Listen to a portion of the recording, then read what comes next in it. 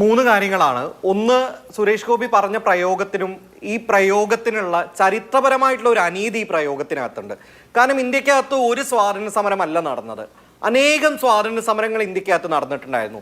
ദളിതരും ആദിവാസികളും നടത്തിയ സ്വാതന്ത്ര്യ സമരങ്ങൾ ഒരുപക്ഷെ ബ്രിട്ടീഷ് മേധാവിത്വത്തിനെതിരെ അല്ലായിരുന്നു, ജാതി മേധാവിത്വത്തിനെതിരായിരുന്നു. അതായത് സുരേഷ് ഗോപി സൂചിപ്പിച്ച പോലെ കോട്ടയം കോട്ടിലുള്ള ഉന്നത കുലജാതരായ മനുഷ്യർ നിരന്തരം ആയിരക്കണക്കിന് വർഷത്തിന് ചൂഷണം നടത്തിയതിനെതിരെ സമരം ചെയ്തുകൊണ്ട് തങ്ങളുടെ സ്വരാജ്യം സ്ഥാപിക്കാൻ വേണ്ടിയിട്ടാണ് ദളിതരും ആദിവാസികളും ഇവിടെ ശ്രമിച്ചിട്ടുള്ളത്.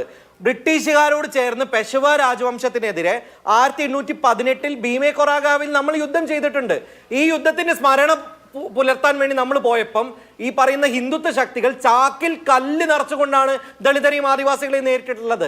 അതേ പാരമ്പര്യത്തിൽ നിന്നുകൊണ്ടാണ് സുരേഷ് ഗോപിയെ പോലുള്ള ഒരാൾ പറയുന്നത് ആയിരക്കണക്കിന് വർഷങ്ങളിൽ ഞങ്ങൾ അനുഭവിച്ച അതേ അധികാര ചൂഷണം വീണ്ടും ഞങ്ങൾ അനുഭവിക്കണമെന്ന് പറയുന്നത്. ഒരു ജനാധിപത്യ രാജ്യത്ത് ഇത്തരത്തിൽ പറയപ്പെടുന്ന ഒരു ഉന്നത കുലജാതന്റെയും അധികാര പ്രയോഗത്തിന് കീഴിൽ നിൽക്കാൻ വേണ്ടി ഞങ്ങൾ തയ്യാറല്ല എന്നാണ് അദ്ദേഹത്തിനോട് ശക്തമായി പറയാനുള്ളത്. രണ്ടാമത്തെ കാര്യം എന്ന് പറയുന്നത്, ഇവിടെ BJP അനുകൂലിക്കുന്ന സഹയാത്രികർ വന്ന് പറയുന്നുണ്ട് ഞങ്ങൾ മുസ്ലിം ആയിട്ടുള്ള, ദളിതനായിട്ടുള്ള, ആദിവാസി ആയിട്ടുള്ള ആളുകളെ പ്രസിഡന്റ് ആക്കിയെന്ന്. നിങ്ങൾ ഇവരെ പ്രസിഡന്റ് ആക്കി വെച്ച സമയങ്ങളിലൊക്കെ തന്നെ കബറിടത്തിൽ നിന്ന് മുസ്ലിം സ്ത്രീകളുടെ കബർ പുറത്തെടുത്തുകൊണ്ട് ലൈംഗികമായി ആക്രമിക്കണം എന്ന് പറഞ്ഞപ്പം ഒരു വാക്ക് മിണ്ടാത്ത നിങ്ങളാണ് മുസ്ലിം പ്രസിഡന്റിനെ കുറിച്ച് പറയുന്നത്.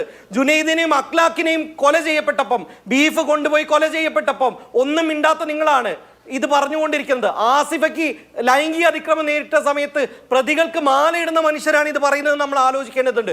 രോഹിത് വെമുല എന്ന് പറയുന്ന ഞങ്ങളെ സഹോദരനെ കൊന്നിട്ടാണ് നിങ്ങൾ ഈ പറയുന്ന രീതിയിൽ ദളിതനെയാണ് പ്രസിഡന്റ് എന്ന് പറയുന്നത്.